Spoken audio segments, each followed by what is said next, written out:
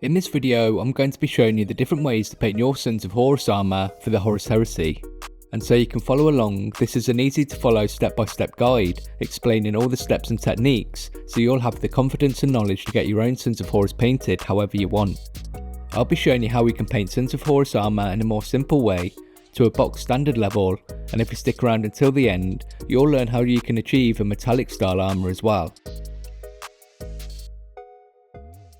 Welcome to TableTopReady, my name's Michael, and in this video I want to show you the different ways we can approach painting our Sons of Horus armour so you can finally have the confidence to get some of your own painted. All the paints and brushes I use throughout this tutorial will be shown on the screen as I use them, and they'll also be listed in the description along with any hobby equipment I think you'll find useful, with affiliate links to where you can buy them.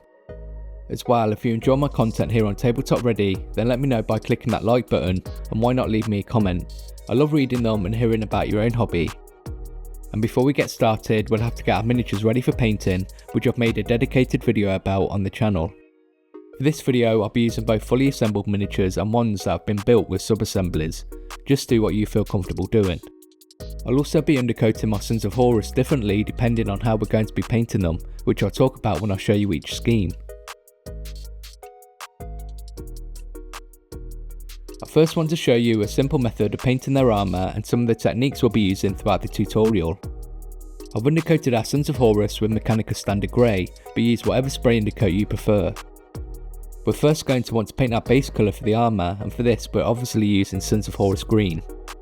And for best results when painting, we always want to thin our paint, and I find an equal amount of water does the trick. And I would also remove excess paint on some paper towel first, so we don't have an overloaded brush when painting. And when we're ready, we want to keep our brush moving and avoid going over areas we've already painted to prevent creating any unwanted texture whilst the paint is still drying. When you're done, because we thinned our paint, it won't have covered very well, so let's repeat the process and paint another layer. This also means we can build up to a solid colour without losing any details in our miniatures. Just make sure each layer is fully dried first before doing another one. Just spending some time getting our heads around the basics and learning how we apply paint to our miniatures is often overlooked, but it's really important if we want to achieve a high standard of miniature painting. The next thing we need to do is bring out all those details in the armour, which involves creating definition and learning to highlight. We first want to bring out all those armour panels and details with a recess shade using Lubrical Green. And to do a recess shade, we want to paint directly into recesses and areas to create our definition. This is a lot less messy than an overall wash, which could affect our base colour. If you're a bit messy, we can neat things back up once you're done with Sons of Horus Green. And when you're done with that step, we can learn how to highlight. The idea behind highlighting is to bring out any edges, areas and raised details to draw our attention to them and to make these features stand out more. The most prominent way of highlighting, and the one we most associate with it, is the line highlight, and it's this highlight that we're going to be focusing on. Again, we want to thin our paint and remove excess on some paper towel first, which is going to prevent creating those thick blobby lines. To highlight our armour, we're using Bright Green, and to do this, just take your time painting thin lines on any edges and around details to bring our attention to them. To make this easier, we can angle our brush against an edge and run it along the edge to create the highlight. For the areas we can't do this, then we just need to take our time painting thin lines where we want our highlights to be.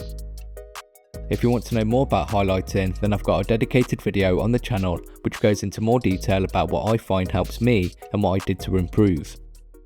Now I know that highlighting can be tricky and not everyone enjoys doing them, but it really does get a lot easier the more you practice, and you'll even notice that your brush control and hand-eye coordination will improve as a result, making us better miniature painters overall. When you're done highlighting the armour, you'll see how it's helped to bring out those edges and details, making more of an impact.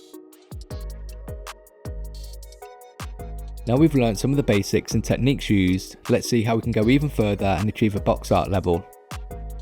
To start with, we first want to use Sons of Horus Green for our base colour and then do a recess shade using Lubrical Green, just like we did previously. Once you're done with those steps, we can get started on learning about the different highlights we can do. Our first highlight this time is going to be a chunky highlight using an equal mix of Sons of Horus and Bright Green. This highlight wants to be quite a thick line so we can still see it once we've done our other highlights after this, and this is painted along any edges and areas to help bring out the shape of things. The next highlight is our edge highlight, and this is done in exactly the same way as we did before, using Bright Green, and just remember to take your time with this step. Next, we want to do a finer highlight using Gauss Blaster Green, and this is used to really emphasise the more prominent edges and details to make them stand out even more. The last highlight we can do is a spot highlight using Deepkin Flesh to paint dots on all the corners of our armour where light would be more focused. Now I know what I'm showing you is a lot, but it's really up to you how many of these steps and techniques that you use, and the important thing is that you're enjoying painting and it doesn't feel like a chore. We can now do something a bit more fun than highlighting, and that's weather our armour. The first thing we can do is paint little scuffs and scratches across our armour using Cyberite Green, and we can even paint little chips on edges with Rhinox Hide using the side of our brush where we can. Let's now move on and see another alternative way to paint our armour. In this last section of the tutorial, I want to show another alternative way to paint your Sons of Horus, this time in a more metallic style. We first want to start with a lead boucher undercoat, and I would also paint a base colour over this of the matching colour. This gives us a stronger colour to work from and lets us cover any areas missed with the spray. Once you're done with that, we can use contrast paint to give our armour some colour, and we want to mix an equal amount of Pterodon Turquoise and Aphromatic Blue. And when we're applying this mix to our armour, we want to use enough to cover areas comfortably. And the reason we're using contrast paints is because they're more like ink, so we can take advantage of their transparency, and at the same time they create our definition. And I did apply this a second time as well to give us a richer colour.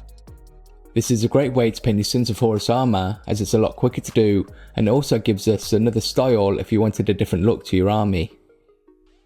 When it comes to highlighting the armour, rather than doing an edge highlight for the armour, we can use Stormhost Silver to paint chips and scratches along our edges to add our interest and to bring out the details.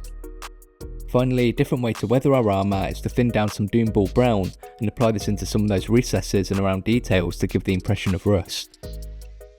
I knew I wanted to do a Sons of Horus tutorial because of how iconic and integral they are to the Horus Heresy, but I did want to do something a bit different and show you alternative ways that you can paint them.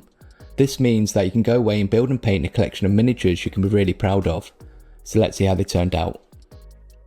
The last thing I want to do is to say a massive thank you to all the amazing people who've made this tutorial possible with their continued support.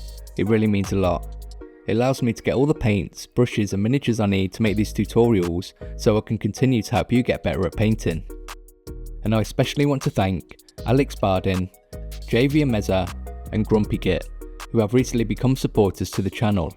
Thank you so much.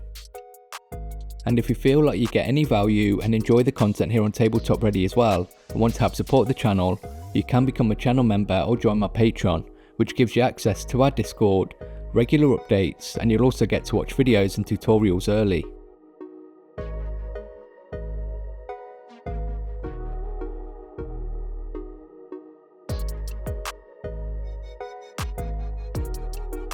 We've now finished painting our Sons of Horus, and I hope I've been able to give you the confidence and knowledge to get your own painted.